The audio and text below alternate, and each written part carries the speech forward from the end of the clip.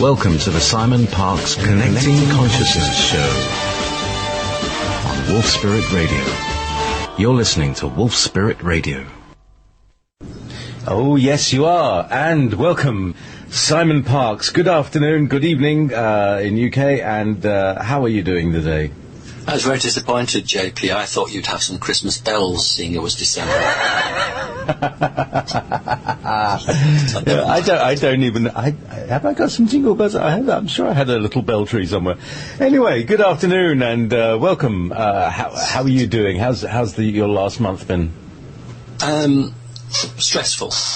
It's. I was looking back, and this is the 5th year that I've been in the public eye. So it's been 5 years non-stop. And when I look back, I actually realised I hadn't had any sort of holiday. Sure, I've had the, long weekend here and there, but I haven't actually had what you would normally consider a holiday. So I thought, we've had a very, very difficult, from a planet-wide, last 3 months.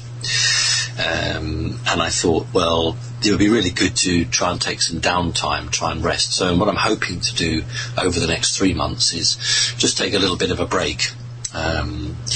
It's not so easy because people will remember, and the audience certainly will remember, that I predicted from the beginning of November just gone through to March of next year it was going to be a very, very difficult time.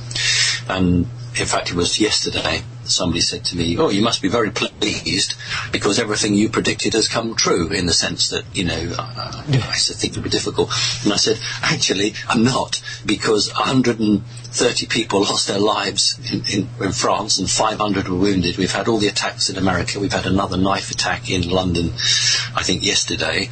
No, I'm not. It doesn't give me the slightest bit of fun or happiness or pride to know that what I've said is beginning to come true.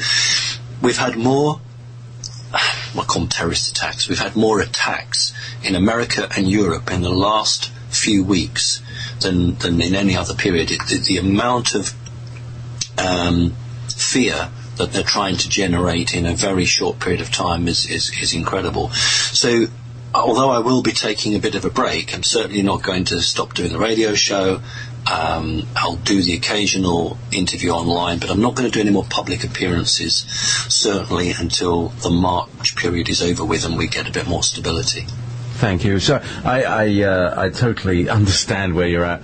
I've been, obviously this last year has been last year and a half since Dave died has been very, very intense for me, and we're getting busier and busier. There's more and more whistleblowers, there's more and more false flags, there's more and more stuff that we've been talking about for 5 years now on the station, and again, like you're saying, it's not something that we're proud of, that our predictions are coming true. It's the way it's a sad prediction, and so here we are. And I completely agree. I personally feel very, very tired, and I'm starting to make mistakes when I'm tired. So I'm starting to mess things up. So I certainly need a holiday too. So if anybody wants to invite me somewhere, I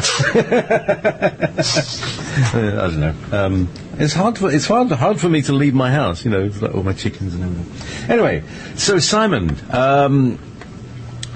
all that being said, shall we dive into the mystery treasure trove? Let us begin. Let us begin. Now, I want to say I have been flooded, inundated, tsunamied with questions from every single possible vector. People have sent me messages on Skype, messages on Facebook. Yeah, that's normal. They sent, sent messages in the Facebook chat room. I've asked Beth Tyrell to gather the CC questions, the Connecting Consciousness Group questions, which she has dutifully and very beautifully. Also, Vanessa has been collecting them from the Wolf Spirit chat room. But here, in front of me, and I want to deal with this first because it's unique. Somebody actually sent me a letter to my house with the question for you. So, you'll have to read that one out. Yeah, this one, and this is from Daria. The question is, dear JP, may you please ask this question. One evening I fell asleep slightly early and suddenly woke up utterly frightened with a loud shout. I saw a black spider the size of a dinner plate just above my face. It didn't move. I knew it was something really bad, and I prayed to God for never having such experience ever again. It never reappeared again. What was it? She's not alone. More people than you would imagine report these spider-type creatures. They're not to be confused with, I think what Miles Johnson refers to as scuttlers, and there are others which are more robotic in their makeup. This is an energy form. It's real. I'm not convinced we could call it an alien. I think we would have to call it one of these Denzians from the interdimensional region between the third and the fourth. The reason they're black is like the shadow creatures or the shadow man, because when you come from the fourth dimension into the third, as you're making that transition, you absorb all light. So if you can imagine something coming from the fourth to the third, and you were to shine a torch or a flashlight into it, you wouldn't get any reflection back. The light would just automatically be absorbed, and the light would come out wherever that creature has started from. So it would be sucking the light in.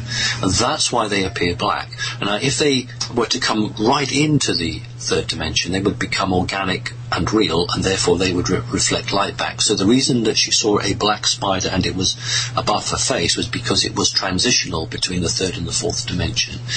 It's not unusual for jinn to take shapes, but it is unusual for them to take a spider. I actually think that this is more like one of the shadow beings. It's an energy form. It's a living creature in its own right. But I've never ever seen anything like that physical. I've only seen them on an energy. So it's not a jinn. It's going to be more like something else. So she doesn't need to be too worried about it. It's not something that I think can actually harm her. The reason it's right above her face is exactly the same as the grey aliens do. They actually peer right over your face and they attempt to make some form of connection. I think the creature was trying to scan her. What she could do is just literally get a map, depending on where she is, and just check out ley lines, any old stone circles, depending on which country or where she is. But have a look, because these creatures tend to operate on energy lines that are crisscrossing the earth. So that's something she could have a look at. So it might be just like a she just happens to be parked on Piccadilly Circus, and this thing's passing through, yes, rather than specifically sort of trying to sit on her face, or something. Absolutely, incredibly accurate. That's exactly what can happen. These are like superhighways. They don't just transmit good. I mean, anyone can use them who has the will. So yes, so it would be worth a while just getting a map and then just seeing what she can find. Yeah, and maybe connect with the local dowsing society to check this out. Very good idea. Yeah. Yes, absolutely. Very okay, good. So now I've got two lists of questions. One that came in from the CC group, okay, and another one that has come in from the current chat room today. Okay. And what I'd like to do is alternate, because yes, there's so much. So let's start with now we have this. This is from the chat room. Let's start from the chat room here, and this is from Stephanie.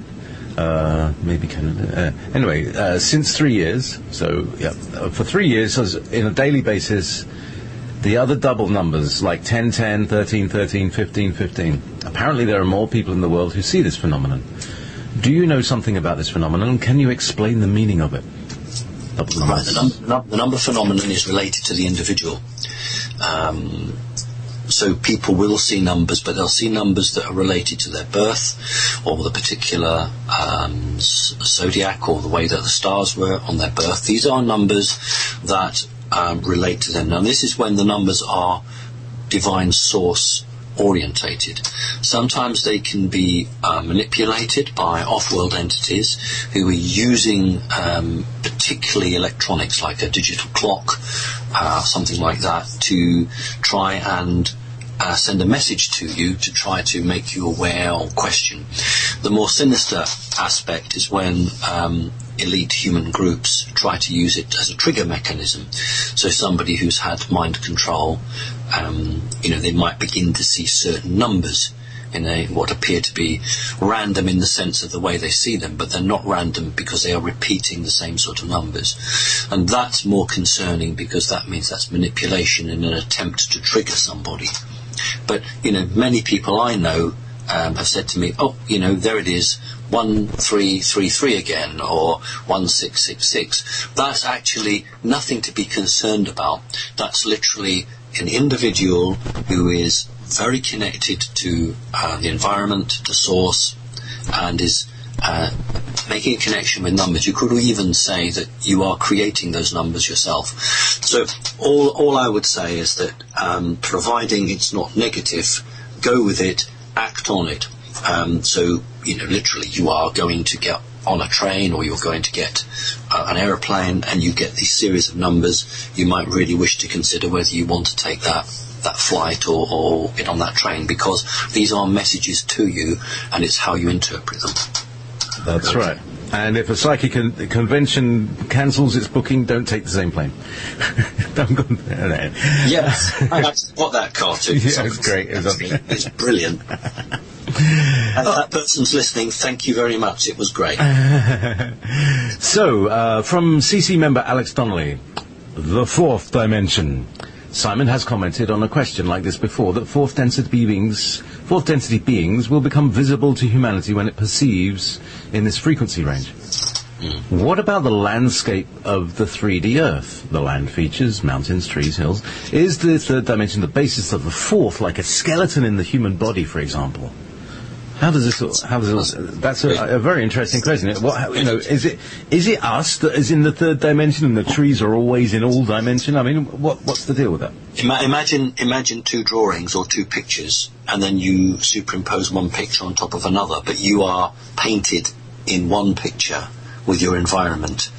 Best way to think about it on cellulose, or a celluloid rather, where you can superimpose one onto another. So your reality stays the same, but you are aware of someone else. Now their reality stays the same, but suddenly you are able to perceive them and they can perceive you. At the moment, this is only happening to people who are at that position, at that development of their life, and even then it's only fleetingly. There are people who perhaps for 15-20 minutes a week are beginning to see this, and that's quite freaky for people, because you're having to educate your brain.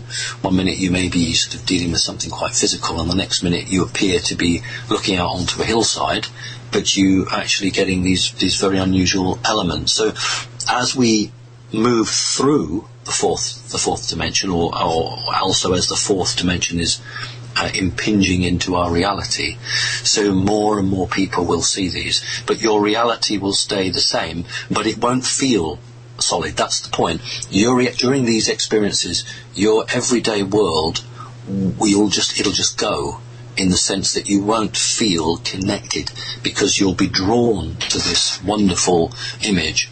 The best thing to do, and it reminds me of a Patrick McGowan, The Prisoner episode. He was in the Wild West, and in order to get reality, what he did was he gripped a hitching post.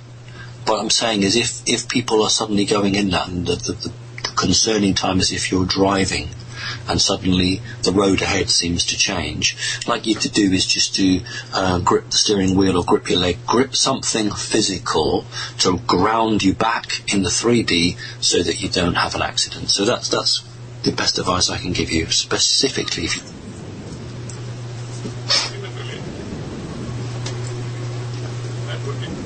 I was trying to find a little jingle that says, "I'm not a number, I'm a free man." But anyway, Sound like Father Christmas stuck in a chimney. yeah. Well, that one didn't work. Anyway, so much for jingles.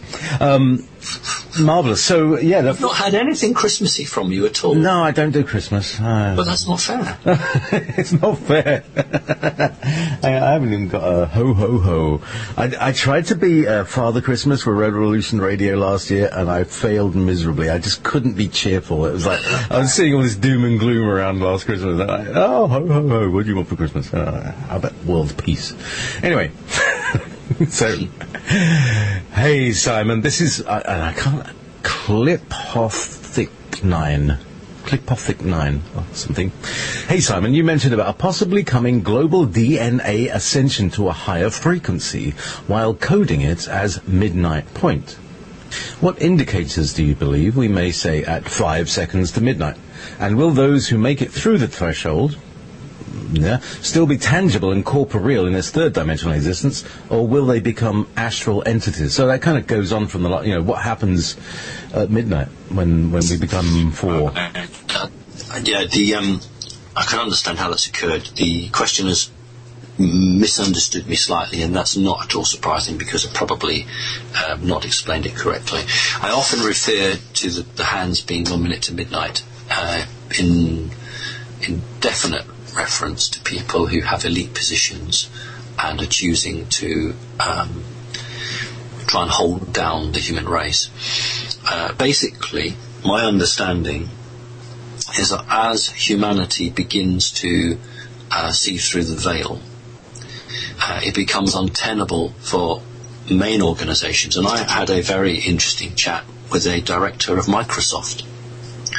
I won't obviously mention his name, but Microsoft, as a multinational company, apparently are fully aware that in the coming months there's going to be a huge change, and they intend to maintain the trust of the people. In other words, Microsoft as a corporation know that there are some huge changes coming in the way that the people on this planet are going to view life. And they have got people in key positions to change their organisation so that they can maintain their business structure. So that, I think, is very telling. In back to the question, critical mass is 51%. So when 51% of the human population decide on something, it happens.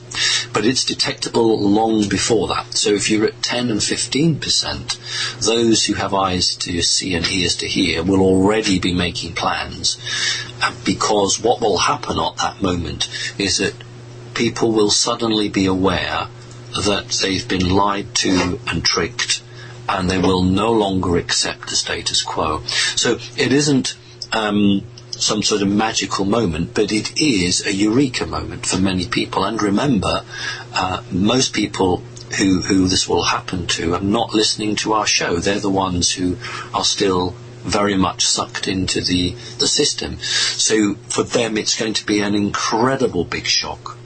And with the murders taking place around our planet at the moment, this is beginning to undermine people's perceptions of what the system is, who protects them, why this is occurring.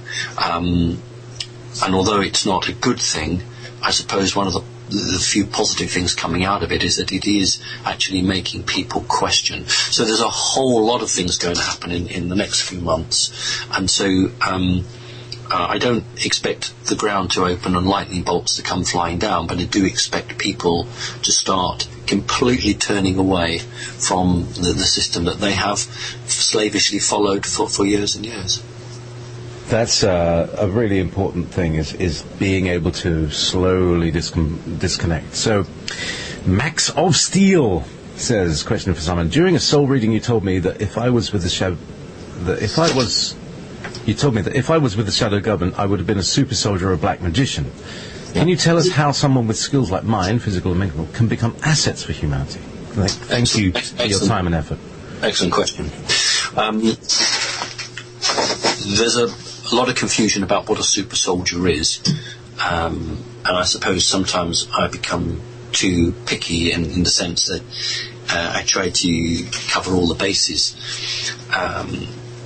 If you have been something like that, then the main issue for you is the mind control that goes with it. If you can break through the mind control, then you have some wonderful assets, physically and mentally, which can be used. And the best thing to do is to join a healing group or to join a counselling group, and then other people who are or have been in the same position, you can support them. Now, if somebody, as in this case, isn't in that, but could have been, it means that they have skills and abilities and understanding which hasn't yet been unlocked. So what they need to do is to unlock their skills and abilities, and because they've made a positive choice for humanity, those skills and abilities won't be used against the human race. And again, they can use them and they can join some group and, use it to assist other people. So the thing is helping other people, service to others. And if you have skills and abilities, then you can do it. Now, if you don't have those skills and abilities, there's still things that you can do. So if anybody's got those skills and abilities, see about helping others. Okay. Put it into service. Wonderful. Yes. Okay. All right. Okay. So back more the dimension things. So they're flooding. There's this huge pile of them. Let me just read through this and we can pick up. A friend of mine was recently explaining perspective about energy bodies: physical, etheric, mental, emotion. Can Simon offer his perspective? And does this all work differently from the third in the other densities, like the fourth and fifth? So yeah, if you're a fourth dimensional person, I think it was if you're a fourth dimensional person, do you have an astral body in the fifth dimension and a mental body in the sixth dimension, and so on? And with more added to this, does this fourth dimension use our 3D hologram as its basis with other aspects superimposed? I think you said that. So do higher dimensional beings also have higher dimensional aspects of themselves like that? Right. If you are a fifth dimensional being, then you are just like us, because you will be organic. But the difference is that time and space in the fifth, as it is in the fourth, but we're just talking at the moment between third and fifth, the difference between time and space is so great that anybody in the fifth dimension would have a head start, because what they take for granted, their understanding allows them to comprehend questions and issues that our greatest or best scientists are incapable of comprehending, because they are still stuck in a paradigm which goes back to Einstein and beyond. So if you're coming from the fifth dimension, then you are physical and real. Your higher self isn't higher self, because it's already been absorbed into you. That's the difference. So if you're in the fifth dimension, you have a completely different spiritual outlook on life, and you're far more connected. Now, if you come to the fourth dimension, oddly enough, they're more like us, because they still have this completely different concept of time and space, and that gives them the advantage. That's why they can temporarily time travel, and we officially can't. But they're not necessarily any more spiritual, and in many cases they're less spiritual in the fourth dimension. That's because they are stalled in terms of bringing in their DNA. And that's what they fear, one of the things they fear about humanity, because humanity is overtaking them. Humans are connecting their DNA and are overtaking, outstripping many of these fourth dimensional entities who have chosen to live in a life of self-service. So I didn't really grab the question. I'll just try and finish it off. If you are third dimensional, you have a physical body and you have an energy higher self, have aura, etc., etc. If somebody from the third dimension was to go to the fourth or the fifth dimension, they would remain exactly the same. If somebody from the fifth or the fourth dimension was to come here, they would remain exactly the same. But those people from higher dimensions, except the fourth, are more advanced in terms of their spiritual understanding, and thus their technological understanding is greater. I hope that sort of answers it. I hope so. Thank you. So, now here we go to more material. Is it possible that humans could be injected with black goo, for example, by a vaccination? And if so, is there a cure or method to get the substance out of the body? P.S. Information advice at your website is really valuable. Thank you for supporting us. Warmest regards, Eva. Oh, well, that's very kind. Thank you, Eva. I've got a cat sitting on me that's decided to bite me. Stop it. To my knowledge, there's no plan or intention to inject people with black goo, simply because the negatives don't have a need to do that. The process for trapping it and containing it is so expensive and so difficult that it would not be possible to put it into a form that you could inject people with on a wide scale. People who are more likely to be, if I can use the word, infected with black goo are people who work consistently on motor cars, because a proportion of the engine oil will contain these elements, and that's why it's really important that if you're changing the oil in your motor vehicle, you wear gloves. And if you get any on you, then wash it. I mean, the chances of it being black goo are 0.1%, but nevertheless, that is a medium through which it can connect, because it's obviously associated in the same way. So no, that's not what the elite intend to do. The elite intend to go down the nano chipping through inoculation, and that's one of the things we've got to look out for the next 2 years, when there may be a government diktat saying that everybody is going to be inoculated. So we know that's happening in Australia, and we know that's happening in the city of Oslo, so we just have to watch it. So no to the black goo, we don't have to worry about that yet. Well, that's a relief. So, back to the CC questions. Simon, what do you think of all the channeled messages coming through saying disclosure and the event are coming soon, possibly within a few months? The questioner's right. It's upped dramatically. The number of people declaring that they are receiving channel messages, if you add in those who don't understand their channeling and they just think they're getting voices or they're writing, is incredible. Now, a lot of this is genuine. Some of it is spurious, designed to cause trouble. So when anybody gets a channel message with a date, then we would be a little bit suspicious of that. But when it comes through and it's sort of generally saying that this is going to be happening in a relatively quick or soon moment, that I think would be considered to be genuine. Yes, it's on the cards. The bit I can just add to that, a number of times Washington, the American government, has been advised that it needs to disclose. And each time the government has come back and said they can't do it, they weren't in a position to do it, and it's given lots of various reasons. Well, they were given another date, and they were told that this date wasn't movable, and they are desperately seeking to get some sort of advance on that date. The point is, you see, that if the governments of the world, but American government, of course, does the disclosure, it controls how that information is released, and it controls, to a certain extent, the reaction.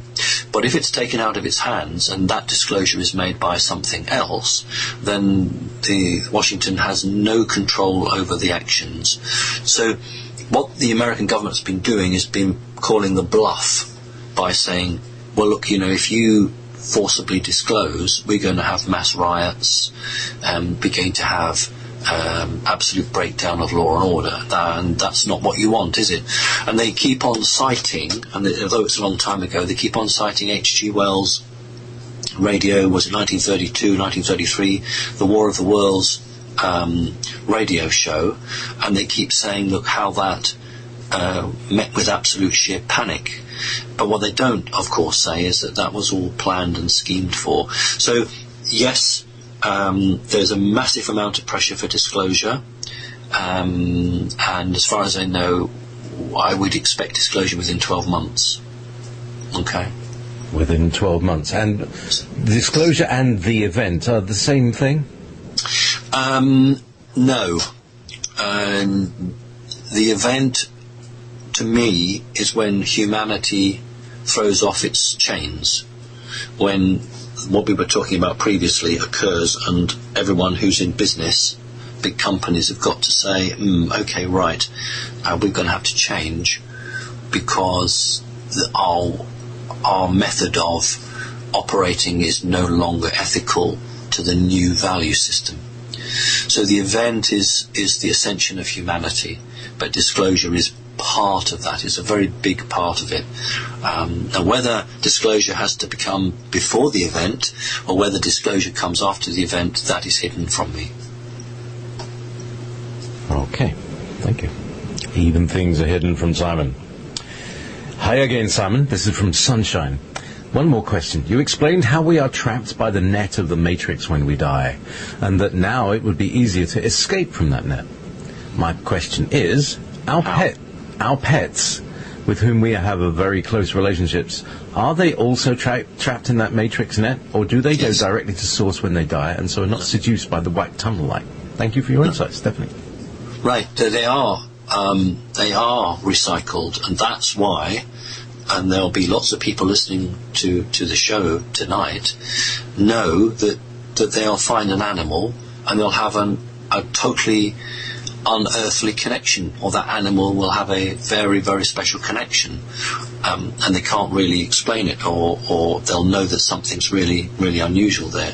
That is because the animals are recycled as well, because if you're a soul, you are a soul. It doesn't matter whether you're a rabbit or one of your chickens, JP, or a human. The difference is that the soul of a human operates at a much higher consciousness level, but it's still, just like the chicken soul, is captured and energy wiped.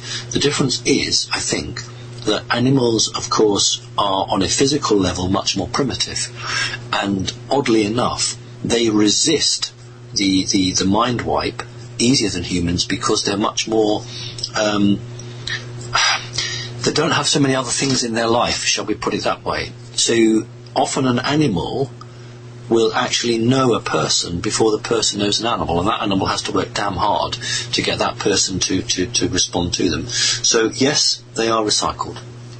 Okay, so that's why you find, you'll go to a cat's home and one will walk towards you, being, oh, I know you. It could, it could be. On the other hand, it could be that the resonation of your soul is very similar to the frequency of the soul of that cat or that dog, and therefore that animal is drawn to it. It's in the same way as if you, JP, went and had a swim with some dolphins.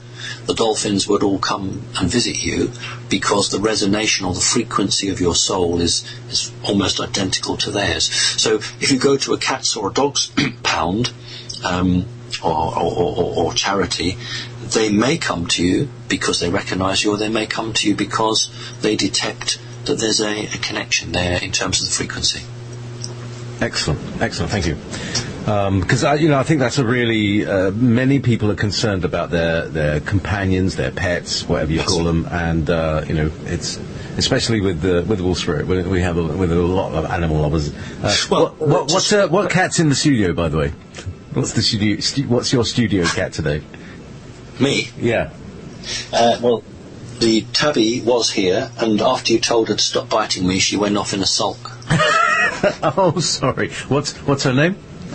Her name is Tani. Tani. And Tani was the name given to one of the goddess Freya from Norwegian mythology.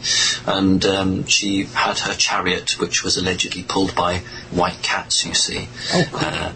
In Norse mythology, and Tani was one of the cats that pulled Freya's chariot. Lovely. Thank you. Anyway, Actually, I was just reading this, and then this question from Sunshine came on. In one of your first interviews with Kerry Cassidy, you mentioned your love for your cats, and that you were very close to them. And if I remember correctly, you have several of them. My question: you're bound to your cats. Has this anything to do with your reptilian part? And if yes, can you explain more about this? Thank you for your energy and time, Stephanie. Well, thank you, Stephanie. That's very kind of you to say that. Because it does take a lot of energy to, connect with people. Yes, to the unawake, and that's obviously nobody on this show listening to us, but to the unawake, people say to me, why have you got so many cats? And they're usually a little bit dismissive. And I say, you know what, my children have all grown up now, so, they're like my children. And that keeps the 3D people really happy, and they can understand that, and that's all fine and good.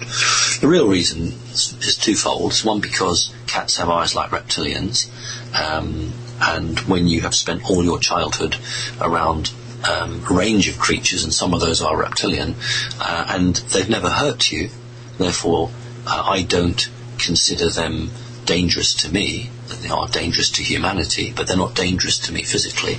Oh, it's quite nice to have those sort of eyes looking at me. The other aspect to it is that cats do contain a great deal of reptilian energy from the days a long time ago when they were genetically altered. It was part of a testing program. If you are going to operate on humans, you don't until you've operated on other creatures, so that you get your practices and your processes about right. So that's what happens, and so cats obviously connect with the 1/3 reptilian in me, so cats are drawn to me. I rather like them. I have quite happy with dogs. I don't have a problem with dogs, but it's always in my life been with cats. That's my favourite one. So the answer is yes. It's a frequency thing, and it's just like you, JP. You probably want a pet dolphin. It's interesting, actually. The first time I came to Scotland, just when we moved up here, and I walked out on the beach, and it was a particularly low tide, and it was really, really low, and I walked right out onto a sandbar, and there I was greeted by a pod of dolphins, and they were just playing around saying hi. So that was like my welcome to Scotland. I haven't seen them since, but that was then. Well, 98. Beautiful. So, here's another question from Shake Up. Dear Simon, how would you describe an Earth human, given that we as a species carry so many genetic information and biology from many other alien beings? Can we truly call ourselves human now? Aren't we more accurately a hybridized shadow of our former selves? No, not too unlike the human, reptilian, alien hybrids that exist today. Yes, good question. It is a good question. There's a difference between the physical body, which we could say is hybridized or not, and the energy soul. So we have to immediately understand there are two separate things here. The physical body can contain a whole range of non-Earth human genetics, but they will be energy genetics. These will be changes made to the body so that it could maintain the type of soul that it's taking, or it has at the moment. An Earth human, this is the point. I never get cross, but I just sometimes get somewhat frustrated, because people use the term human inaccurately. You can be human on this planet, but not be an Earth human. And that's why this is a good question. So an Earth human, in my book, is a energy soul that is created by divine source.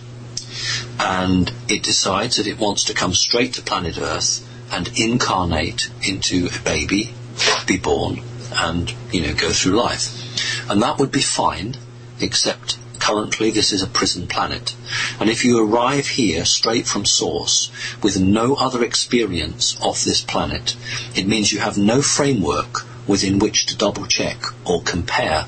So when your politician or your tax inspector or your police officer or what have you says you can't do this, you say, oh yeah, okay, I'll do what I'm told because you're more important than I am. But if you were created by divine source and you went to another dimension, and then you came here, you have a framework from which you can compare, and you can say, no, actually, that's not right, or you're lying to me, that's not good. So Earth humans aren't stupid, they're naive. Those people who have come from somewhere else are the ones predominantly who are waking up, and they're the ones who are questioning. So you could be a Palladian-souled person in a human body. That's an Earth human body, but it's a Palladian soul. So you are not an Earth human, because your soul has come from the fifth dimension. So I would expect somebody like that to be very much awake. But if you are somebody who has never questioned and really enjoys their job, and good luck to you if you do, but and you say it's a terrible world, but what can I do about it? And I must go to the supermarket, and I must do this, and I must remember to buy this, and I must do that, and oh, that's a nice thing, I've just seen that advert on television. Oh, I must go and get one of those. That's probably an Earth human. And they're the ones that need to be really, and I don't mean it rudely, they need to be shocked, because they're going to need a big explosion or a big kick up the backside before they will actually say, hang on a minute, what's going on here? And these are the people who argue with us, who say, no, that's not true, 9/11 was genuine and all the other things are genuine. Of course we went to the moon in 1969. But if I go back to the earlier point, they have no prior framework, and their belief is that nobody in power would deliberately lie to them. That's the naivety of it. We elected these people. Of course they're going to be good. Why would they lie to us? Their job there is to help the people, and, they're doing their best.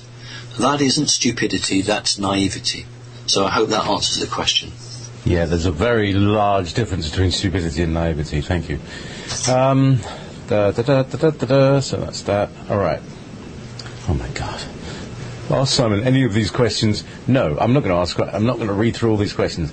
Right, okay. They're not flat Earth questions. No. But actually, this is an interesting one. All right. Okay, I'll read some, because they are good. Are the benevolent races aware of the reptilian energy web that surrounds the Earth? Reptilian. Do they plan on doing anything to shut it down so that we can be free souls when we die? What are the chances that in the following years the energy will be taken down? And are there any other planets that have energy webs like our planets? Right.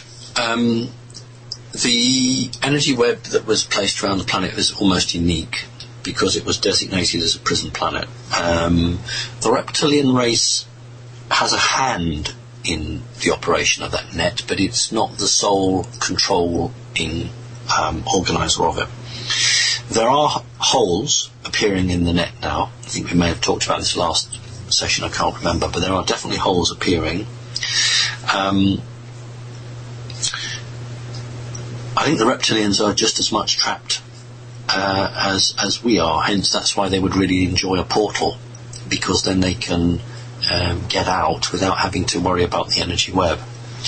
The web is energized predominantly from Saturn, and the repeating station, that's the technical term, or booster station might be a more easily understood word, on the far side of the moon, dark side of the moon, that is temporarily out of action. That means that the net around the Earth is pulsing at an irregular beat, and there are nodes of energy, which mean in other areas it's quite weak and quite thin, and therefore, literally, energy holes are appearing. So, a very powerful being, either good or evil, could escape and go where they chose. So, it's still operational. The reason it hasn't been taken down is because two things. The exact location of where this is coming from isn't known, and the other point is that this is this damned business about free will. Again and again and again the argument has been used. Allegedly we're a planet of 5, 6, 7, 8 billion people, and yet we are ruled by a tiny percentage, and the argument used is, well, the mass of people want us to do this to them. And I know that sounds absolutely ludicrous, but the argument is, if these people, the 8 billion people, I beg your pardon, didn't want us to do it, we wouldn't be able to do it. So they must want us to do it because they've let us do it. Now, actually, when you are a very highly evolved person, so 5th, 6th, 7th dimension, there's years and years of argument there. You know, you can't just say, "Oh, that's nonsense." But actually, this argument has been going on for thousands of years. When do you draw the line? When do the mass of people actually agree to something, and when do they not? And at the moment, you know, humanity is beginning to say, "No, we don't want this." So I think it's becoming clear that humans are changing from the last sort of few hundred years, anyway. So, back to when you die and you meet your loved ones. This is you know, the corollary. And the loved ones apparently say, "Oh, come and enter the light. Come with us." And it's a trap. Is that a trap? And you know, it's a really cruel trick, isn't it? Yes. It's terrible. It's deception at the highest level. The thing is, you see, when a physical body dies, the soul has got some choices. Sometimes you can be so attached to somebody or a place that you don't leave, especially if somebody is in a critical, you know, part of their life, and you've been the guardian of that person, and you want them to do something, then you may not leave, and you will stay around so that you can advise that person through very subtle means. Or, you know, that's what people call a ghost. Or you can ascend and be recycled and then come back into another body, or you can ascend or be in what's called a freeze box and held for a few hundred years or 1,000 years and then put back. Or you can be really, really strong, find a weakness through the net, get out, and either return to source or to your star family. So there are options depending on the circumstances and the individual.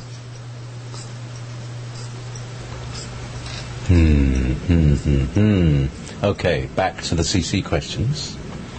And this is a question. Hang on, let me just check. So many, you know, people are asking millions of questions, and they're all slightly different.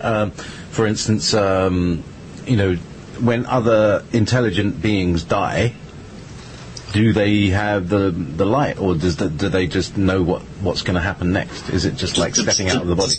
Does the questioner mean intelligent beings on this planet or separate? And, you know, somebody else, you know, humans, let's say humans that are non-Earth, that live on, Tegeta 4 or something, you know, some other habitable Earth-like planet that doesn't have an archonic grid. What happens when they die? Well, they either go back to a source or they go back to the star family. And it's you know, in an energy format.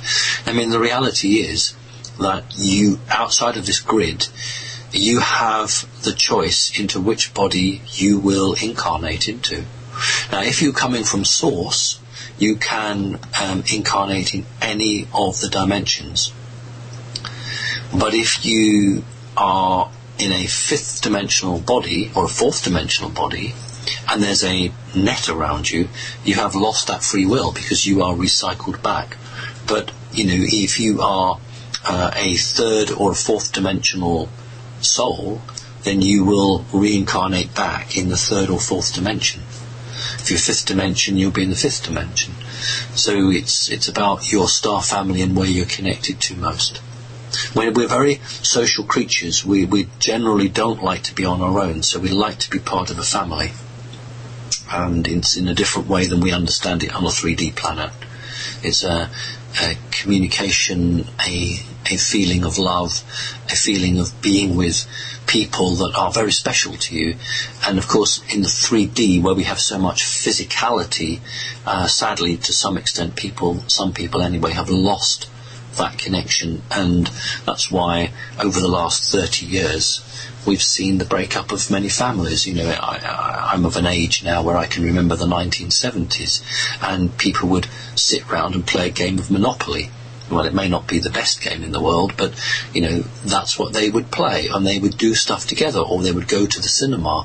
Well, through the advent of technology, and also through the advent of the culture of self, we've seen the fragmentation. Well, there's some research done in this country to show something like only 15 to 20% of families eat a meal together, because they're all in their own rooms or they're all doing other things.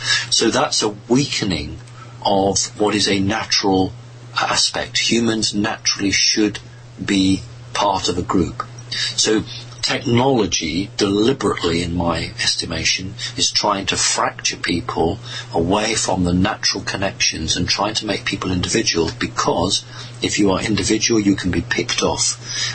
You don't have support networks, you don't have someone else to bounce an idea off. If you are very isolated and individual in your concepts and your thoughts, you can be manipulated.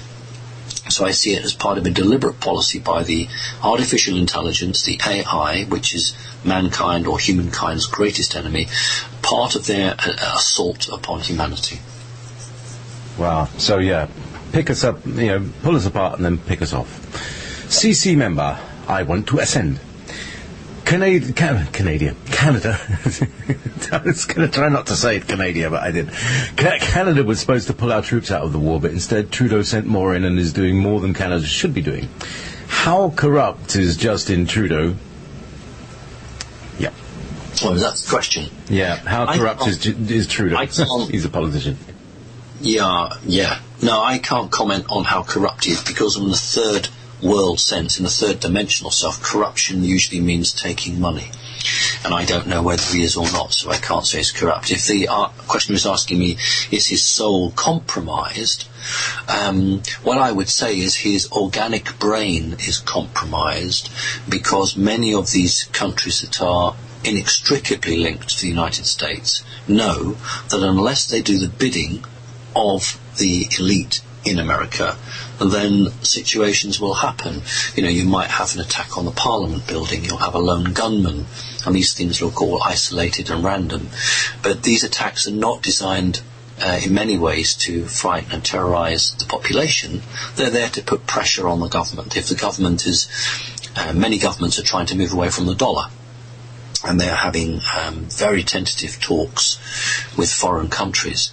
And of course the United States doesn't like that. So it's easy perhaps on one hand for a country like Canada to send extra troops, because that keeps the Americans happy on one side, but quietly, I'm using the term deliberately because I know Canada has lots of beavers that build dams, so they're beavering away at the back door, trying to make friends outside of America. So it's a big tightrope game going on right across the world, as publicly countries are falling in line with America, but privately they are seeking to get out as quickly as possible. So I would say that's a very cheap and easy from a politician's position to send more troops. Wow. Okay. From there to this. Is it possible for anyone to learn channeling so we can communicate with our star families, or do we have to have a certain quality? And there's a kind of linked question, which I think is linked anyway, is that are there any at-home tests to see what DNA strands we're drawing down or more connected with than others? Well, it'd be lovely if there was a litmus test and you could tear off a piece of paper and, tap it on you and see what colour it went and say, oh yes, I'm this. How do you tell? Right, well, I'll finish with this one and then I'll come back with that. You can't do that simply because you are trying to use a 3D method to divine something that is not of this three-dimensional world. So that doesn't happen. You can only do it when you have someone who's psychic. The question is a good question, but it has dangerous connotations to it. I personally wouldn't recommend anybody actively trying to channel, because there's no guarantee that you will channel your star family.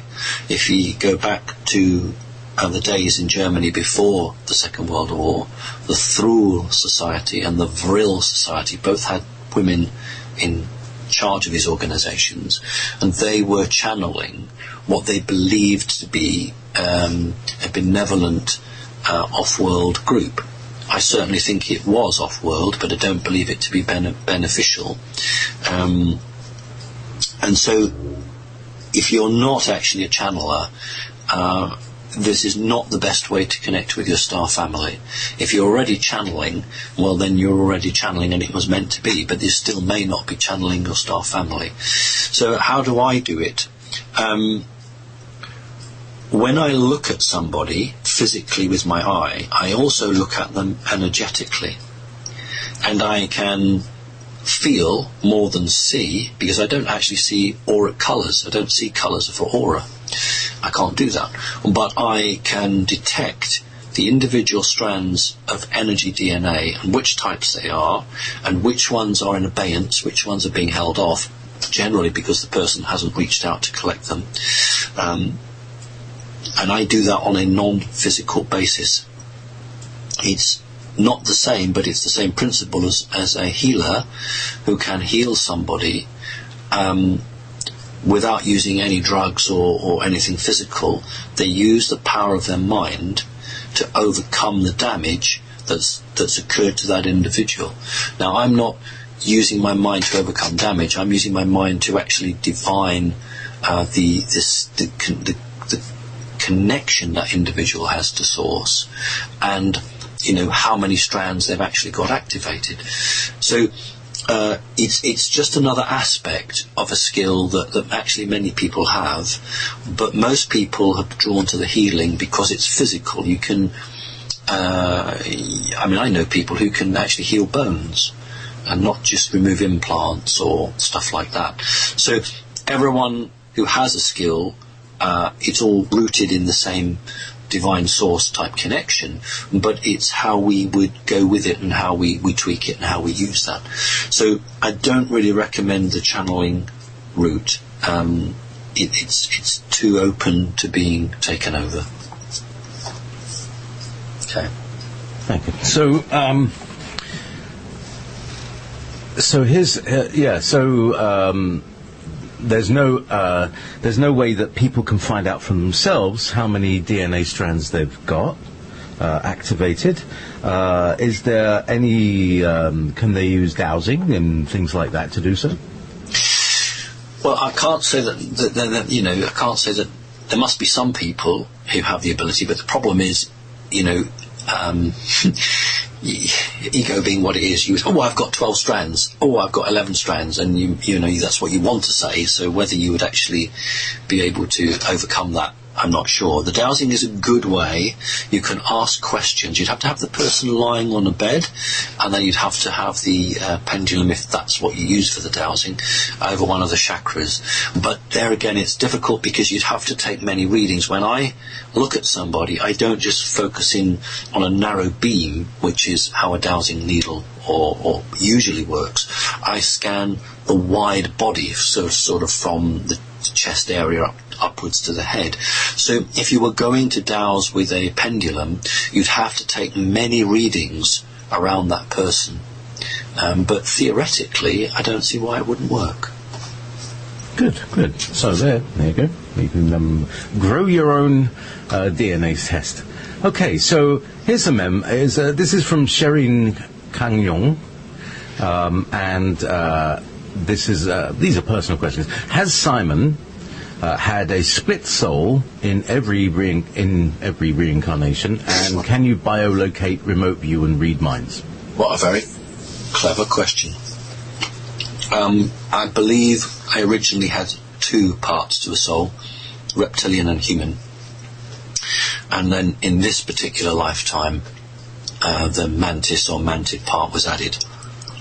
I believe it was added because this is a very important manifestation for me.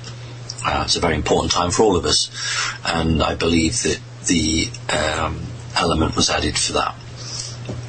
Can I read minds? Not really, no. Can I remote view? Yes, I can.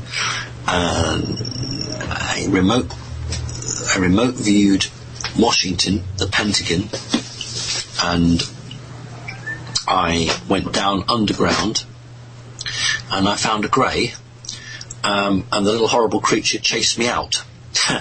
So I don't remote view since then because I was drawing attention to myself in a way that wasn't particularly beneficial.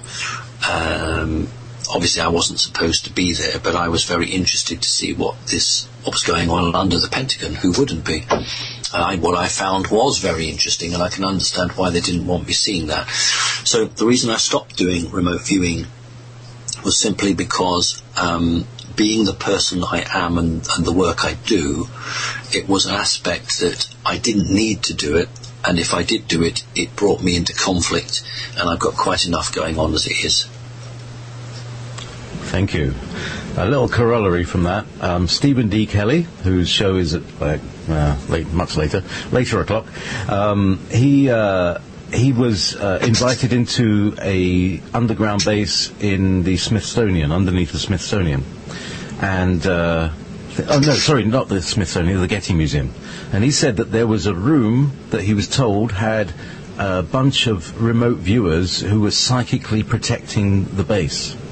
And I imagine that's something that goes back all the way to the Nazis and their stuff when they discovered this kind of thing.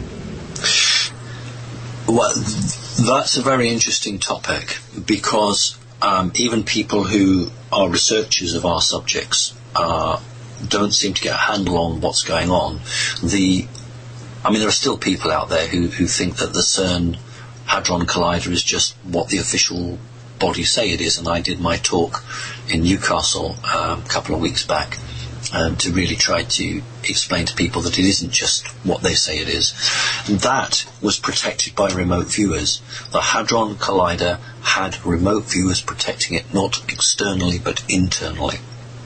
All sensitive portals or sensitive artifacts, and the reason either the Smithsonian Institute would have done, like the Getty Museum, any of those have remote viewers because they hold sacred objects which are themselves not in the third dimension. So, for instance, let's push the boat out here. In Scotland, there's a place called Rosslyn Chapel, and Rosslyn Chapel has remote viewers guarding it 24/7 because it has objects hidden out of phase. And so wherever you have sacred objects or documents, and you know that the other side is going to try and read those documents or try to steal the objects, you don't put burglar alarms and laser beams, because that doesn't stop a human or another consciousness coming in. You have to block it with another consciousness, and that's what these people do, and they are employed in groups. And this is we're nearly up to Christmas, and you stand on a high street in Great Britain, and you see people busily with their what we call in Britain carrier bags, but I think what the Americans call carry-alls. And they go from one shop to the next, and they're really focused, and some people's got a shopping list, but most people haven't. And you think, do you know what? If you could actually look and see that there are organisations, and not just government, they are corporations, who are employing people who sit round in a circle, and their job is to project their mind to either go look at things or to hover around things. These people would be shocked. They just don't accept that is the case. And that's why governments wish to keep this secret, because as long as the vast majority of the public don't have any concept of their capabilities, they'll never rock the boat. If you were to say to people, and they could be convinced that they had the ability to create energy over matter, the whole world would change. And this is what we mean by the event, people actually understanding it. So I'm not at all surprised that remote viewers are there. It's generally because there's something hidden out of reality. Okay. That's very interesting. We'll have to expand on that another time. So, let's see. It would be wonderful from Sohani Gonzalez to have some solutions to the various New World Order plans. Are there solutions we can all be given to help us? Whether it's protective technology or ways to detox the nanobits from our system. And, by the way, talking of nano, have you come across Daniel D. McBoylan? The name's... He's the guy who's been talking about CERN and whether it's being burning itself out or not, and whether it's travelling backwards and forwards in time and all sorts of things. A very interesting fellow. I had him on the other week. Oh, I might miss that. By the way, we're coming up to the top of the hour. Well, past it. I'm going to play a song by one of the members of CC, which is by Doug Auld, and it's a rather beautiful song. I'm not going to have Sean. She's very busy this afternoon, Sean Unfused. Well, she'll be coming back in February, I think. Until that time, enjoy Doug's tune, which is called The Open Prayer.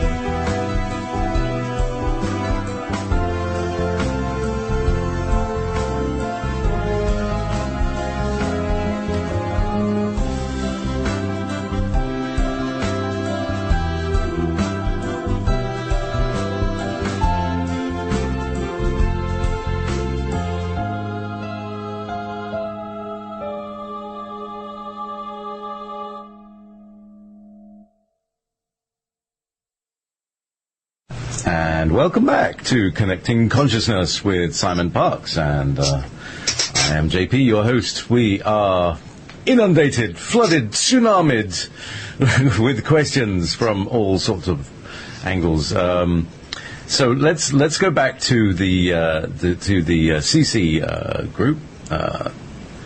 And here we go.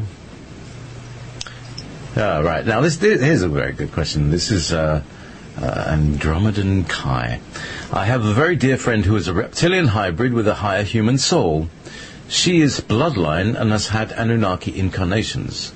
Her internal struggles are obvious, and I empathically pick up on these. I've heard you call these people brave. What do you mean exactly?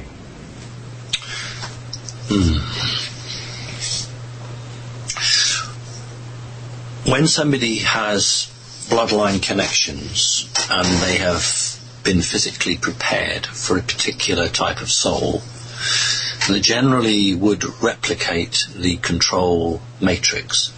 But when somebody makes a choice for good and overcomes the programming, and I don't mean mind control programming, I mean, hundreds of thousands of years of a particular mindset through the soul's memory, when that person makes a choice for good, then they're very brave, because what they've done is they've turned their back on some aspects of the culture of the main part, the main element of their star family.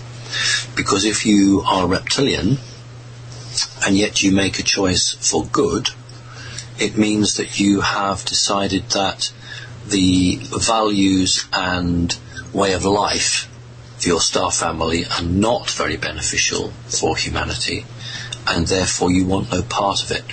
But you can't turn your back on all of the culture, but you can just turn it back on the negative part. So that's a very brave soul, a very brave person. So that's what I mean by that. Great, thank you. My guide said something of that sort of ilk. All right, so here's another. Here's another, what they call a chestnut. You mentioned earlier in another talk that twin souls or soulmates, is there a distinction as well? That's another thing. Can find each other. Are there countermeasures to stop this? And if so, whom is interfering? I've not had that question before. Soulmates, twin flames. It's very true. Absolutely true. Don't doubt that at all. Can you distinguish between them? There does seem to be a distinction between someone who's a twin flame and someone who's a soulmate. Right. Initially, I thought, personally, you're right. Initially, I thought it was just an Americanism as opposed to a Britishism. But the reality is that if you're a soulmate, then you are somebody who has a consistent, ongoing, close relationship with an individual whenever you incarnate into different physical bodies. If you're a twin flame, it is possible that you are coming from the same energy source. So in other words, if you can think of an energy soul that is spliced or divided and creates two elements, one is male generally and one is female, although they might not be in the same gender bodies. So a twin flame could mean one individual who is split into two different parts, whereas a soulmate very clearly is somebody who is superbly connected to someone else and has been through many different incarnations. Wow, that's a very interesting dichotomy. And of dichotomy, do souls only bifurcate? Do they collect into threes, fours, and have like multiple twin, triple flames? Not to my knowledge, simply because the energies of the world are male and female, and of the universe. So there are two sorts of energy like that. Whenever you have when a woman has physical twins or quads or triplets, whatever, sometimes those twins contain the same soul that's been divided. And that's very, very interesting, and that's usually someone who's very psychic can pick up on that. And that's why the negative forces, the evil people, are very interested in twins, children and babies, because of this divine energy that resides within them. So I think it's quite clear that a soulmate is a soulmate, but a twin flame can be a soul that's been split either by source, because that would normally where I would expect the soul to be split at source, but I don't rule out the possibility that someone else could be doing it. Now the final part of the question, yes, there are two sides to every argument. One side would be attempting perhaps to put people together. That could be source. Source is saying that, these two always get together. They won't actually be happy on their own unless they're together. So divine source wants those two to be together. But you may have a negative force. It doesn't have to be alien. It could be an elite human force who really don't want these two people to work together or be together because they are really strong when they're together. You imagine if you had a scientist and a very spiritual person, and they got together, well, the scientist would begin to change his or her science and would expand. And so that scientist might well leave the 3D pattern, the 3D world, and begin to look into aspects that have been long lost.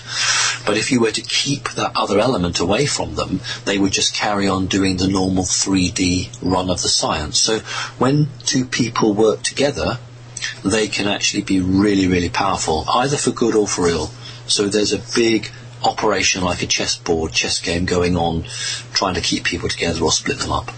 Right, and the last corollary for that, do we actually have to have a twin flame, or can we just happily have normal relationships? Is it possible to just have a normal relationship these days without having to be a twin flame or a soulmate or a this or a that? Because there's so much around this, and I don't know. I know. Look, let's just put it this way. Let's not go too far back. Let's go 400 AD, Roman Empire. And let's say that you are going to the marketplace, and then you meet a really nice guy.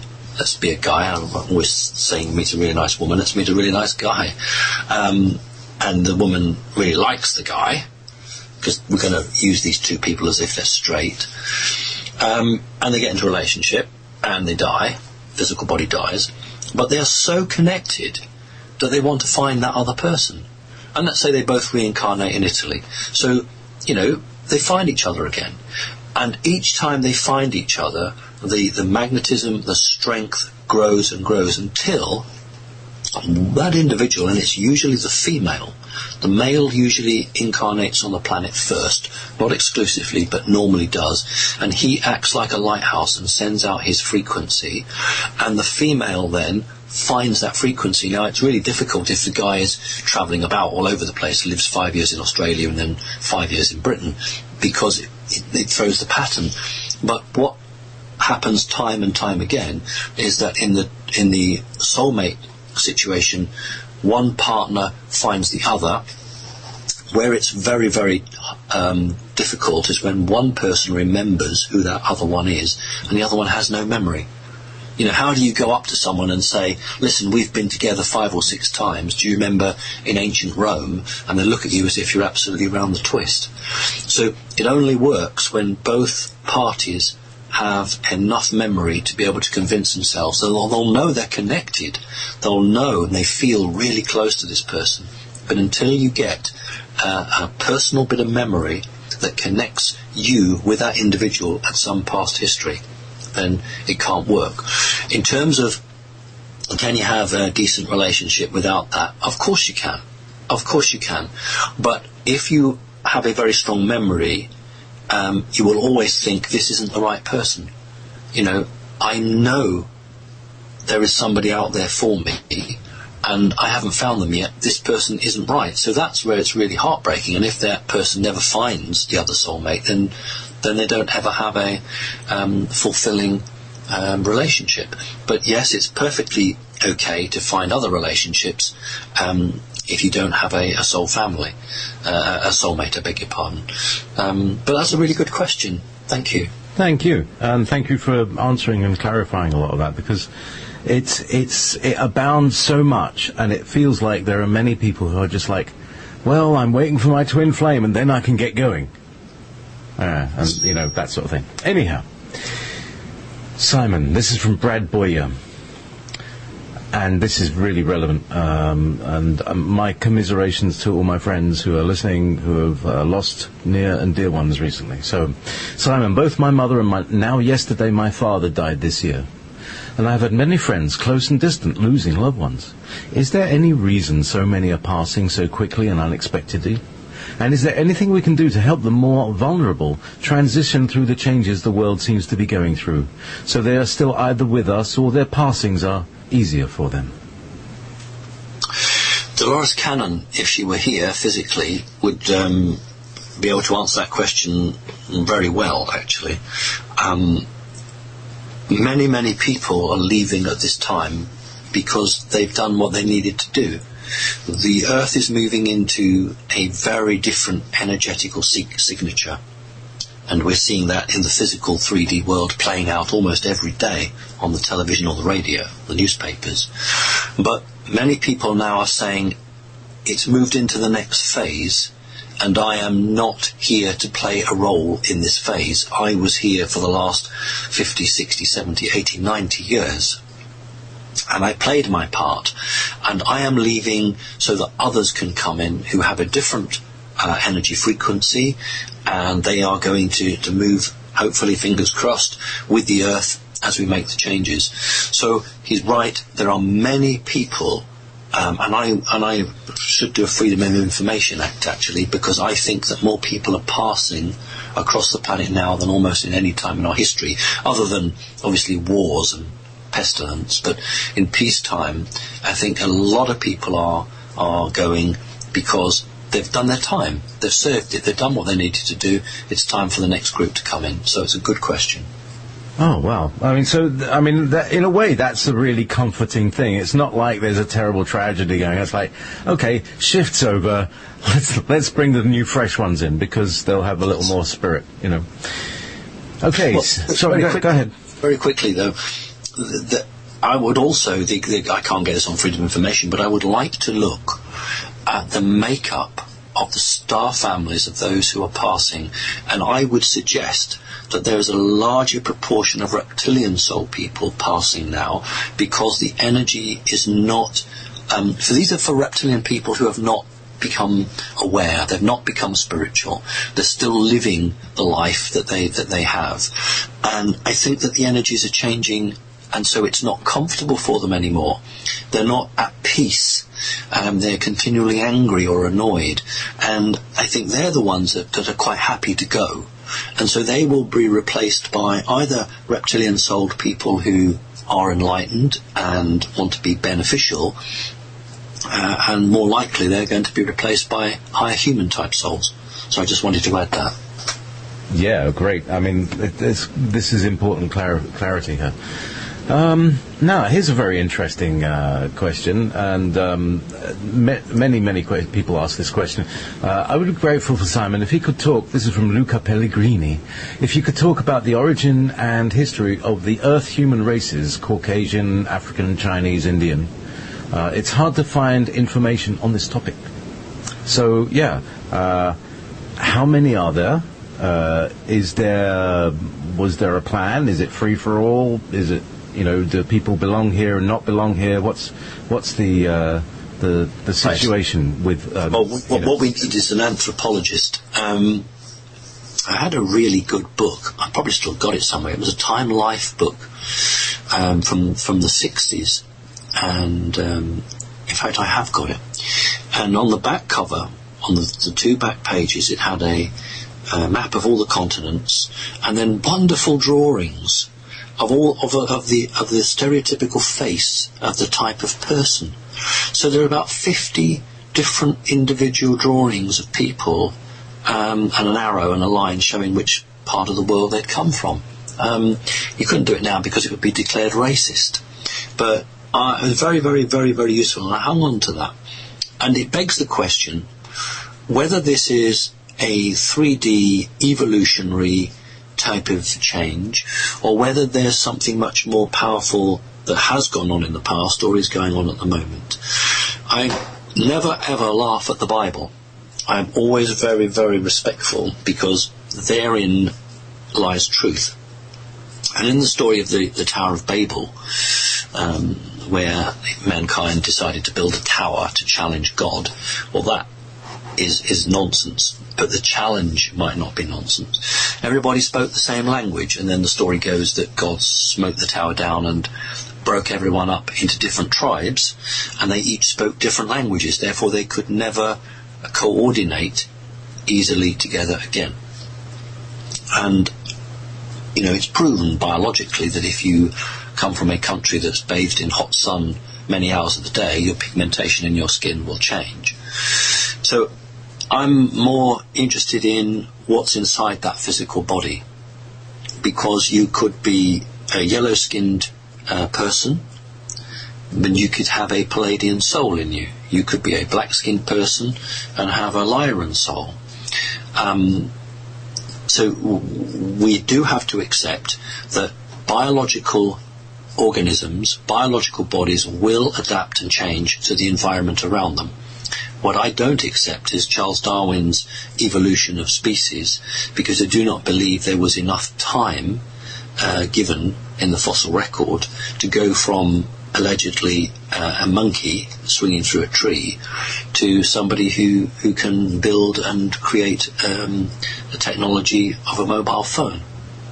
So I do accept that skin colour, face shape change is directly related to the environment that you're in and the type of food you eat, etc. But I don't believe that has any impact on the soul within your body.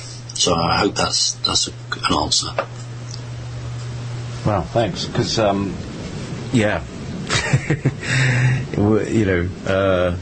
curly hair and dark eyes, that kind of pushes right through the DNA line. It's very difficult to breed that into blue eyes and straight hair.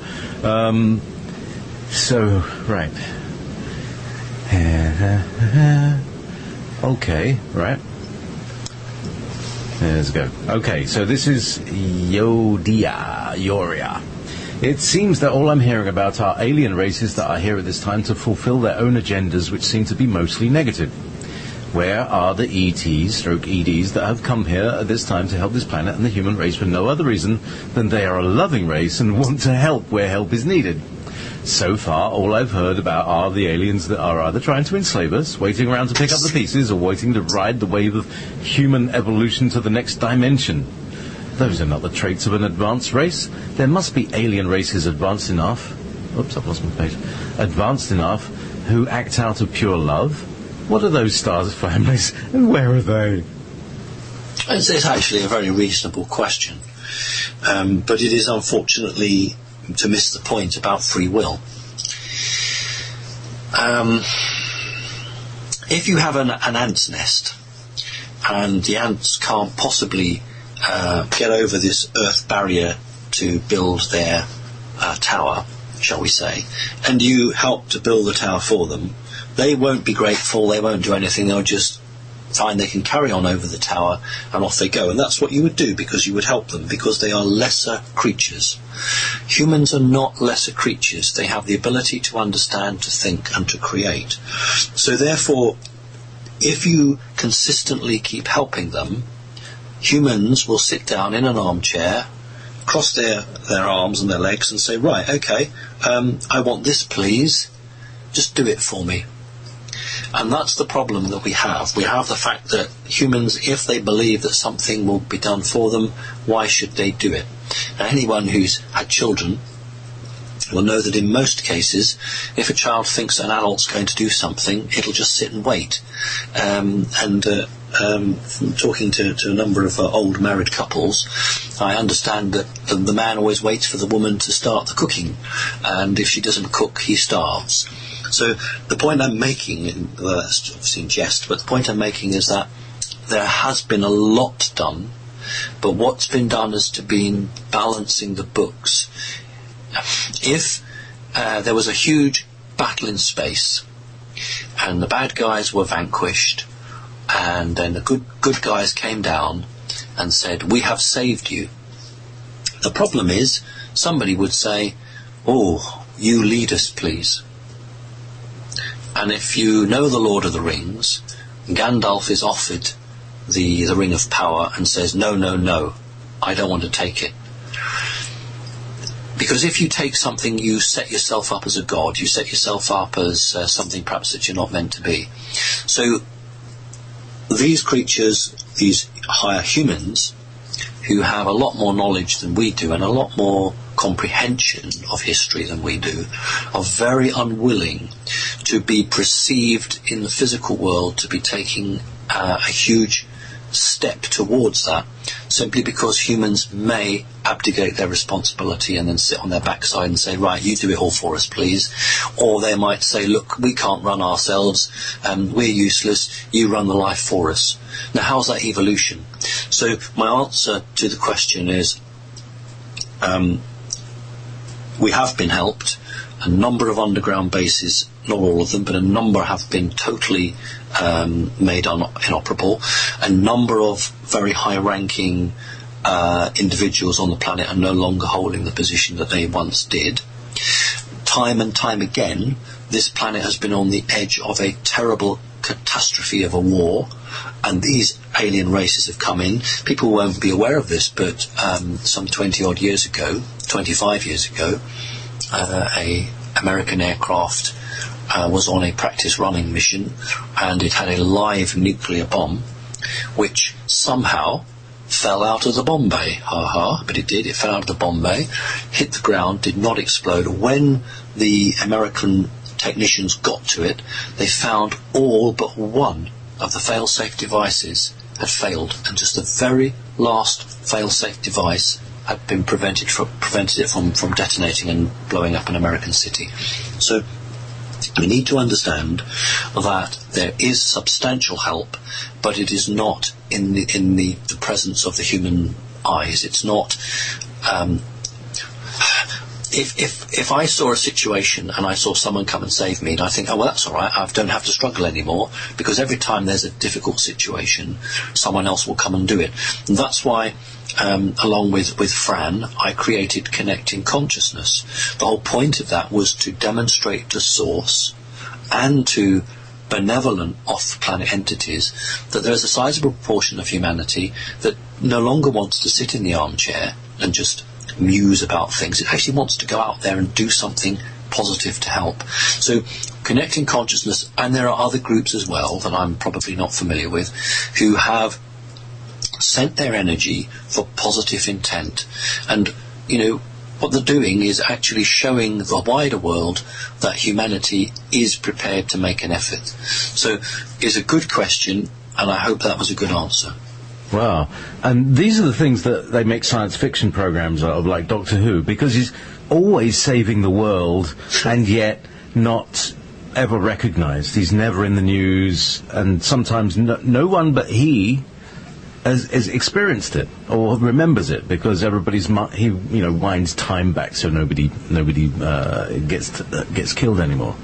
And nobody remembers the terrible trauma that only he remembers. It's quite But it's partly that, but there's something else to it as well. Especially the later Doctor Who's.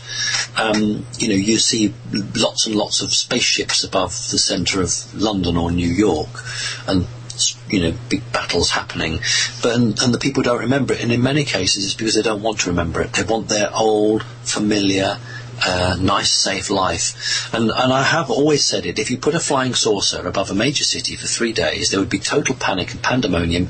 Take the flying saucer away and everybody would go back to the supermarket. In other words, that's gone now, we'll get back to the life. Because that's not the event. That's not a spiritual challenge and spiritual change. That isn't something that makes someone look deep within themselves to say, how do I need to change? What is the world around me? What is this fundamental difference between good and evil?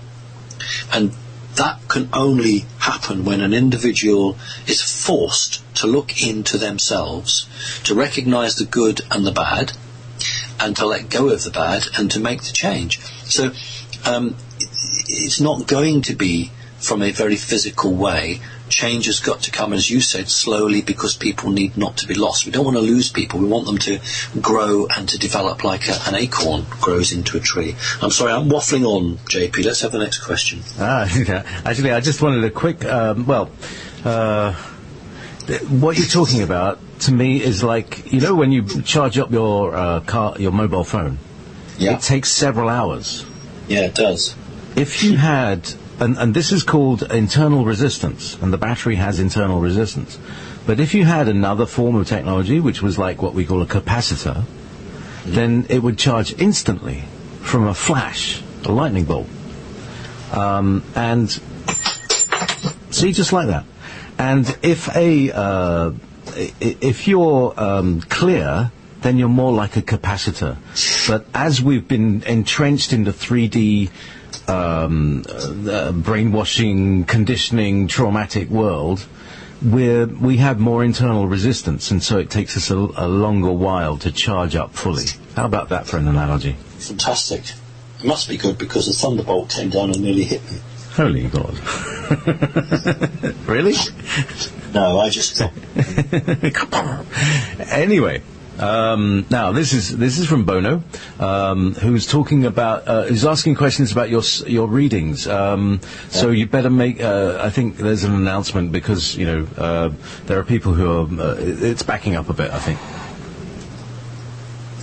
That he's booked a reading and that hasn't got a follow-up. Hasn't got a what? A follow-up. Any confirmation? So he had a reading booked and it got missed. Yes. Yeah, I've had real problems with messages going missing, particularly on Skype. Sort of not coming through, and then suddenly coming through in a group and then being totally missed. If that's not happened, then please can they just don't send it to the website, because we've had to lock that down. But if they can just send a written message on Skype, and I'm checking regularly twice a day now, every morning and every afternoon, and I'll pick it up that way. Okay, thanks, Simon, because I have to say, and again, I want to say to people, there is only one way to get questions to this program, and it's 1 2-hour session a month, and it's through the chat room that exists on Wolf Spirit Radio. We have thousands of other shows all the rest of the month, so please don't send questions for Simon or Alex Collier to my emails or my Skype, or send me letters. Well, the letters are nice, thank you. It's nice. But basically, we got too many questions. Just ask. It's come here and ask them. And this is for the people who are listening on YouTube as well. If you ask a question on YouTube, it will never even be seen. It won't even be answered. I'm just far too busy for that. So, okay. Meanwhile, hang on. Let's have a quick meanwhile. No, I can't do a quick meanwhile. No more Christmas Eve jingles. No, not even this. No, all I've got is that's known as the Batman one. Here's another one. This is from Delia. Hello, dear Simon. Is there a link between the bloodlines and the blood types, rhesus positive and negative? Or can you describe where the rhesus negative comes from? Or if you're what's the deal? Does it make people special, or is it just completely like a random slice that enlightened people are rhesus negative as well as positive? You know what I mean? Right. No, it doesn't make anybody special. What makes people special is when they, stop to help someone across the road, or they assist a disabled person, or if there's a very old person and the weather's really bad and they go around and buy them some food and milk and make sure they're okay. That's what makes people special. So the bloodline is a physical thing. It's created by a reptilian mindset that basically said that we want to put what we consider to be special souls into special bodies. And I've used the quote many times before. Jesus said that you don't put new wine into old wine sacks. In other words, you don't put the soul of somebody who was Tutankhamun into a physical body of a blue eye, fair-haired, etc. So they are linked. And once you understand that, then you begin to understand how the elite recruit people, and when you're looking at organizations that start to, you start to look up towards the top of those organizations, you begin to see similarities. So the physical body usually matches the soul. When it doesn't, you've got problems, because one tries to reject the other. I can't think really what else to say. I mean, well, the rhesus negative, we talked about the rhesus monkey. It's the rhesus monkey and the rhesus blood. As a person could go on Google and have a look at that. There might be some interesting research there for you.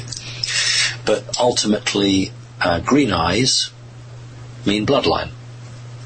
Blue eyes mean higher human. And then you've got all the mixtures in between, sort of greys and grey blues and all the other colours. So rhesus negative is a indicator.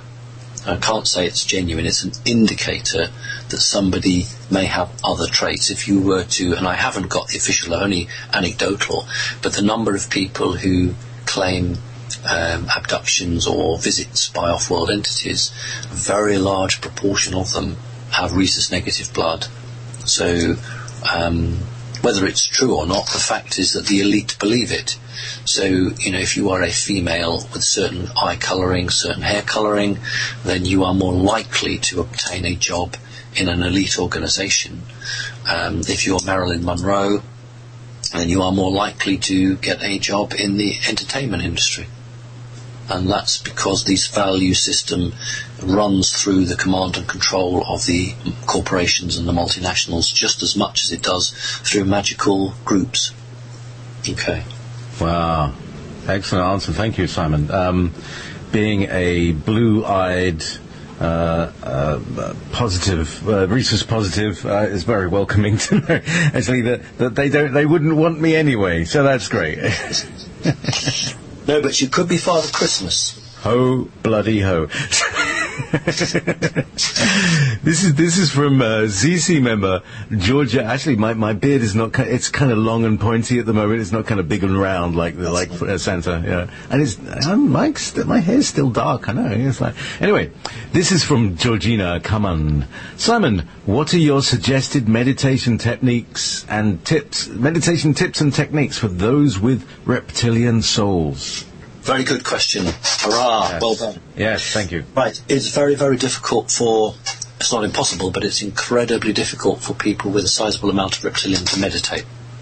And that, people might be shaking their heads and thinking, why? But it just is. It's really difficult. So what you've got to do, you've got to connect to source, you've got to connect to the planet, and you've got to find a way that is not the traditional meditation, but nevertheless brings you stillness of your soul. Now that may not mean physical stillness. If you look at the way that the accepted way of meditating, that doesn't necessarily work. So what I often say to people is, find something that interests you, and that's not the shopping channel or what have you, but find something that's to do with nature, the earth, and get out and do that and use that. So someone, say for instance, let's pick a really difficult one. Someone takes an interest in fungi, toadstools and mushrooms. So go out into the world and look and try and commune with the earth and the planet, because this is energy that you're wanting to connect with. Reptilian energy generally is quite aggressive, and that's not what you want to connect with. So it's trying to find something that doesn't play to that, but reinforces the loving aspect, the connecting aspect, the part of a group aspect. And if you can go out away from your home, then that is your form of mental relaxation. I'm not saying that's the answer to it, I'm saying that's the first step. And once you get that stillness, then you have to transition to what is expected to be the normal form of meditation. So you can't go 0 to 60 if you're a reptilian. You have to do it gradually. So find something that you're interested in, find something that is connected to the earth, and gradually move yourself towards the more accepted form of meditation. Okay. That's marvellous, because everybody needs some help somewhere, you know. Yes. Okay. Meanwhile, again, I've got at least 4 sources of questions for the moment. Okay, here we go. Oh, this is a good one, and we're coming towards the end of the show, so we'll be back in a month after a very intense month. So this is from Delia again. Can you tell more about the Kilroti or Ketkari? You said they are originally from Orion. They have a hierarchy, a queen or something. Is it like the pyramid system like we have here on Earth? And in the sense of bad, from our perspective, do they... Oh, sorry, yeah, that's it. Do they have a hierarchy like queens? They do have a hierarchy, but it's very simple. So originally... This is interesting because it's about how to head off revolution at the path. Napoleon, interesting, just slightly diversify a bit, Napoleon Bonaparte actually said that the reason that the English, the British, would never have a revolution like the French did was because Britain was a nation of shopkeepers. In other words, the middle class. So the working class, instead of having a revolution, were always aspiring to be a shop owner, and the shop owner was always aspiring to be somebody higher up. Therefore, there was no time for revolution, because there was just enough glimpse of a ladder for you to be able to potentially climb up. In France, where so many people were poor, and there was no middle class, it was just the aristocracy and the poor. Therefore, it collapsed. Now, with the Ketkari, you have the elite. It's a matriarchal system, so it's queens. There are kings, but they don't have any power. They're just figureheads. So you have queens, and then you had everybody else. And that was going the way of the French Revolution. So they created, very cleverly, a middle class, and these were the people who served the elite, the royalty. And so you have royalty, and then a sizable portion of the working class who've been moved up to service the rulers, and then the others. So they have a tier of 3. Originally coming from Orion, and we would call them the Lions, or if you really want to be clever, you call them the Flying Lions. Stuart Swerdlow is the only other person I have met who... No, that's not true. Stuart Swerdlow and one other person, so there's 3 people who I have met who have genuinely experienced these creatures. So the Flying Lions from Orion originally, excuse me, and then there was a split, and a large portion of the population moved and went to a planet in the Sirius or Sirius star system and set up camp. And after many, many years, they had evolved so much that they no longer had the same culture as the original group, and they took the name Ketkari because they wanted to differentiate themselves. But they hold, and they still do, they hold the original lineage, the lion energy, and they venerate it. So it's like, I don't know, it's like a religion almost to them, that they know they have connected there. They are connected predominantly with the pyramids on Mars.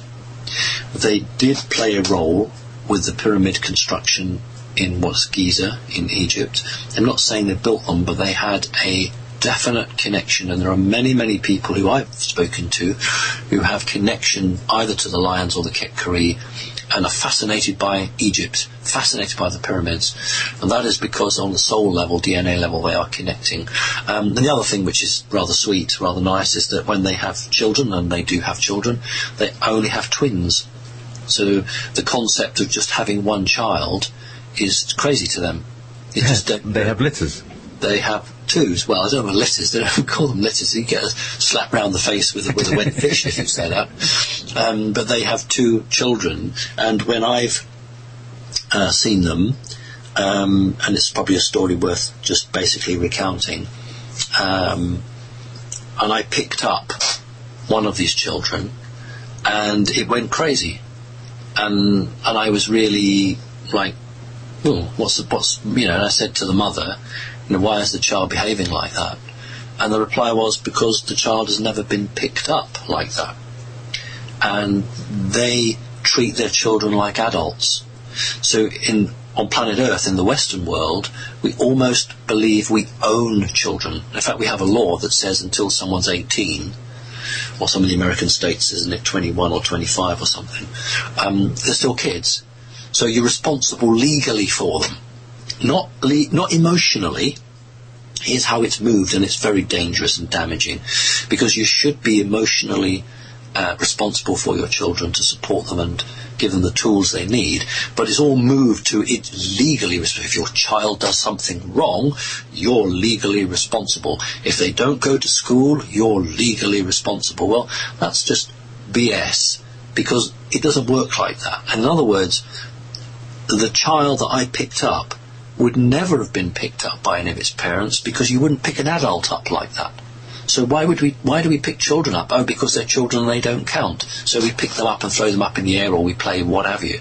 But of course their concept, although they're fourth dimensional, but their concept of children and their value of children is frankly different. And I have been told on more than one occasion that humans treat their children appallingly, and that is why when you get real hybridized children that are taken from the parents, they're not left here on Earth, because they believe that the way those hybridized babies would be looked after is disgraceful.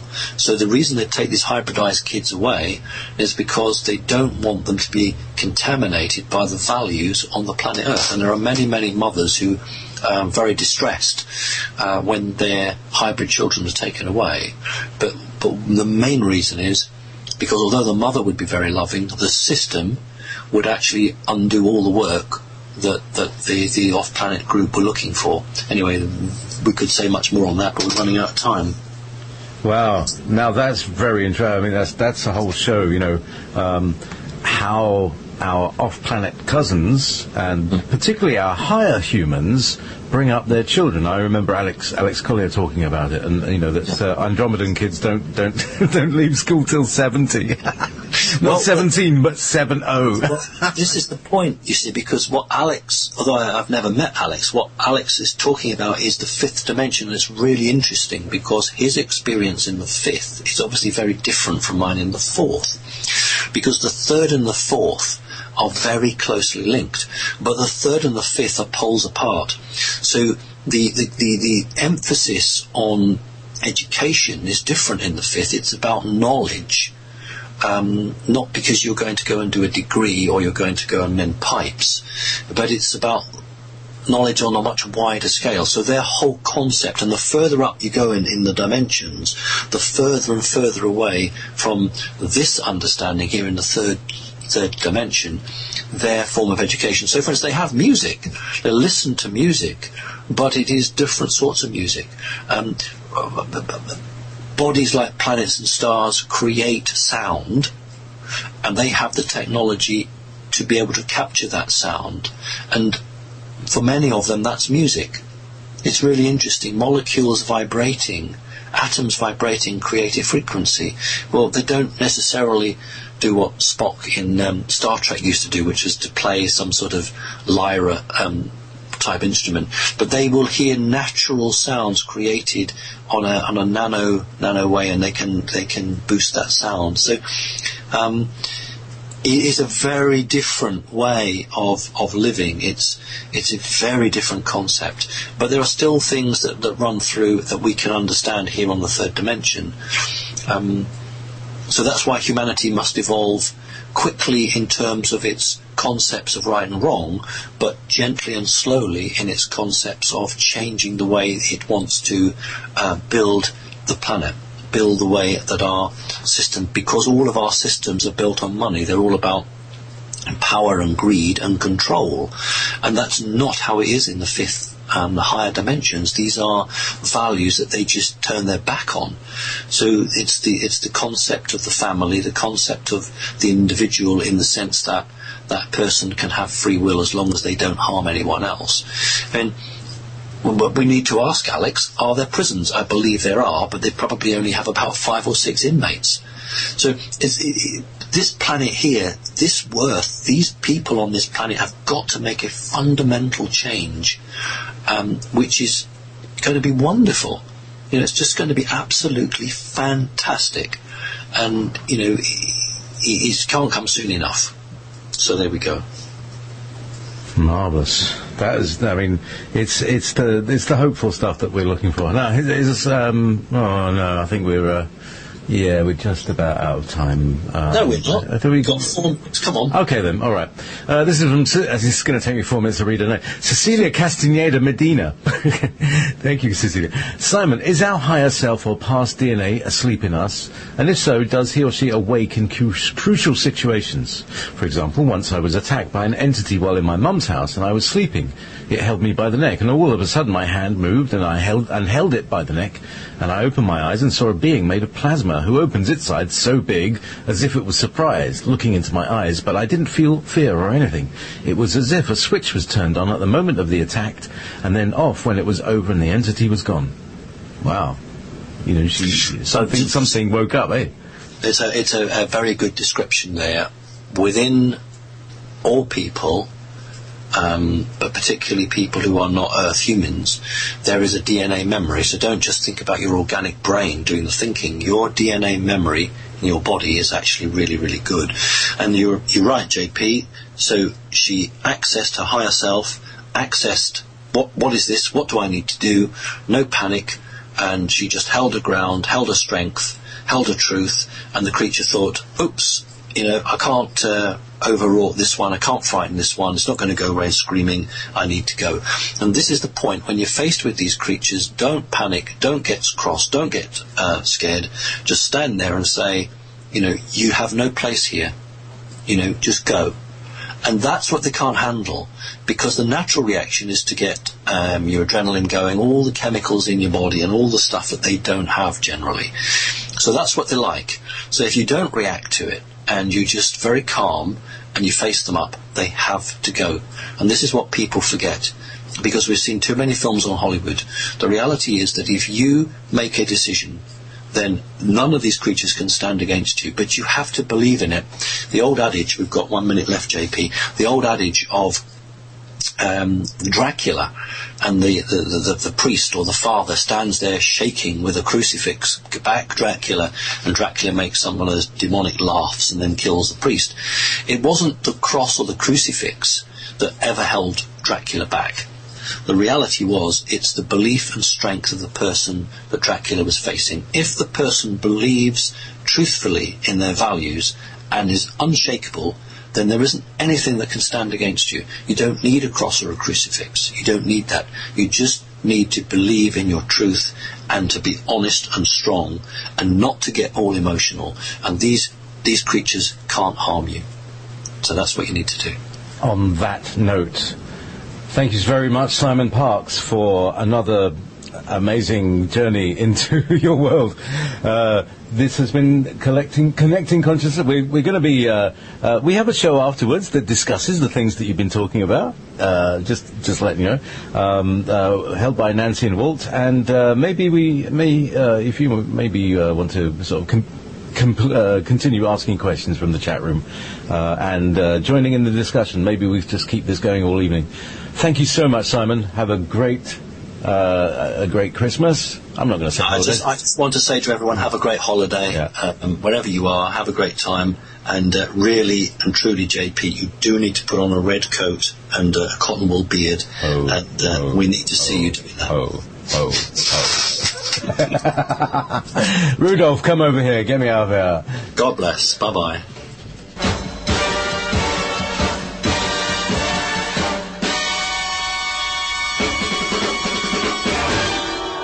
You're listening to Wolf Spirit Radio.